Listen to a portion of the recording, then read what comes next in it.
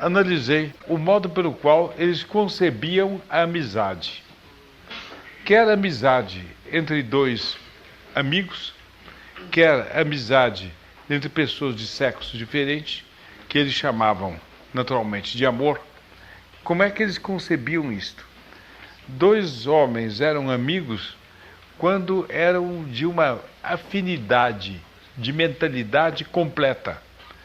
Um e outro pensavam exatamente do mesmo modo, sentiam exatamente do mesmo modo, e por causa disso tinham uma espécie de bem-querença proveniente do fato de que um era o reflexo do outro.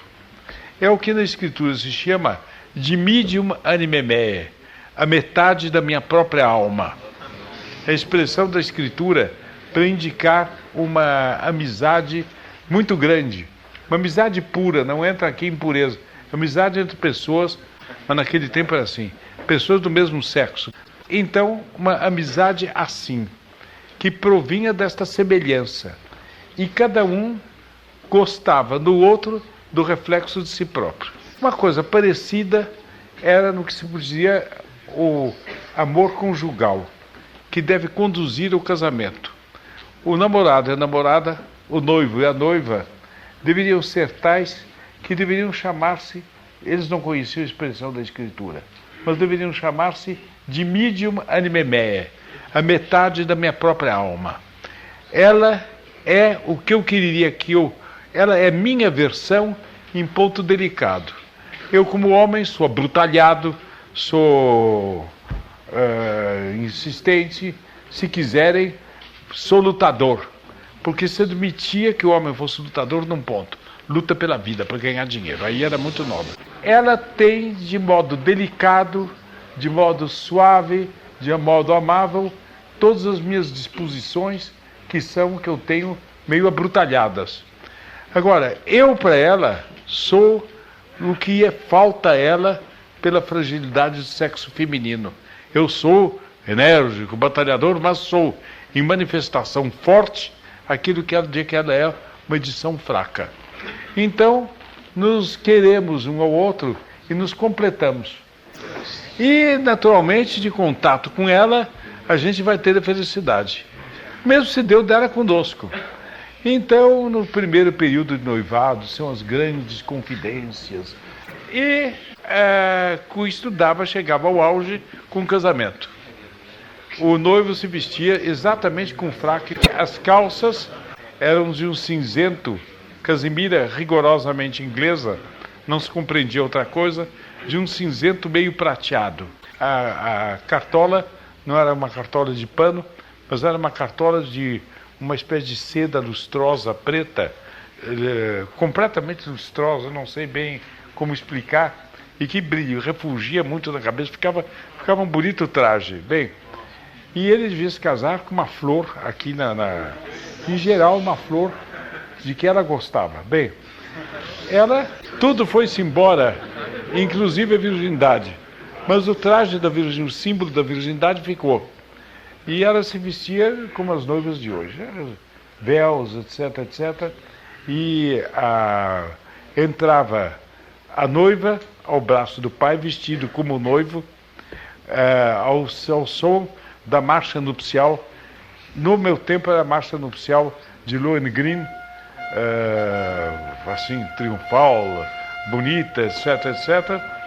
E em cima, o noivo recebia a noiva no presbitério, dava o braço para ela, o pai ia para o lado, o sacerdote entrava, estavam os dois diante do genuflexório, casamento quase nunca era diante da missa, o padre começava a perguntar, fulano de que tal, quer casar com ciclano, a mesma coisa que nos fazia até algum tempo atrás, hoje não sei como é o casamento. O órgão da igreja, censuravelmente, começava a tocar Chopin, o mais sentimental e miluriento de todos os músicos. Terminava o casamento, ele ia escular ou cumprimentar todos os parentes dele que estavam de um lado, ela, os parentes dela, como estavam do outro lado. Depois, ele ia cumprimentar os parentes dela, ele ia cumprimentar os parentes dele. Depois descia o cortejo. O pai Não, o marido e a mulher, o jovem marido e mulher. Depois, o pai da noiva e a mãe do noivo. Depois, o pai do noivo, e assim iam os padrinhos, os irmãos de um lado do outro, formavam um cortejo comprido no meu tempo. E chegava, no fim, eles tomavam um automóvel, em geral ainda enfeitado, com flores de laranja, de verdadeiras ou de cera, e bem antigamente iluminado dentro, para serem vistos por todo mundo. E era a festa do casamento, era uma festa muito grande. Quando os noivos chegavam à festa, de novo, Lohengrin ou Tannhäuser, alguma dessas marchas nupciais alemãs assim, puxadas à marcha mesmo, e solenes, etc. E depois comes e bebes, etc. Em certo momento, eles saíam discretamente, tomavam um automóvel e iam para Santos. Em Santos, tomavam um navio e iam passar 6 meses na Europa. É o que se chamava a lua de mel. Avião, nem de longe se falava ainda. Bom, eu via essa cena toda e me perguntava o seguinte: mas isso será bem assim? Será que esse negócio de um amigo, de medium anime do outro amigo, isso existe? Se existir, dura. Eles podem ser parecidos em alguns pontos, em outros não serão diferentes. E quando se conhecerem de perto e perceberem diferenças pontudas, essa amizade dura. E depois essa história, querer bem o outro porque parece comigo, eu não tenho esses interesses e entusiasmos por mim, não me convence. Tive alguns amigos, analisei-os de perto. Bons rapazinhos, bons meninos, bons costumes, direitinhos, davam para ser bons amigos. Mas aquela imagem ideal do amigo, absolutamente. Depois eu dizia, falta alguma coisa. Esses sentimentais dizem que a vida é para isso, para ter um amigo. Suponha que eu tenha. Fica nisso. Depois cada um morre, fecha os caixões, vai embora, está acabado. O que é esse negócio? Que geringonça é essa? Depois comecei a prestar atenção nos noivos e nas noivas. Eu notava que nos primeiros dias de noivado, eles tinham muito que se dizer. Mas que depois que acabaram os primeiros dias, a convenção queria que eles ficassem sempre sós, num salão, com uma velha senhora fazendo tricô e fingindo não prestar atenção neles, enquanto eles estavam lá. E eles não conversavam com ela. Ela conversava lá com suas recordações e com seu tricô.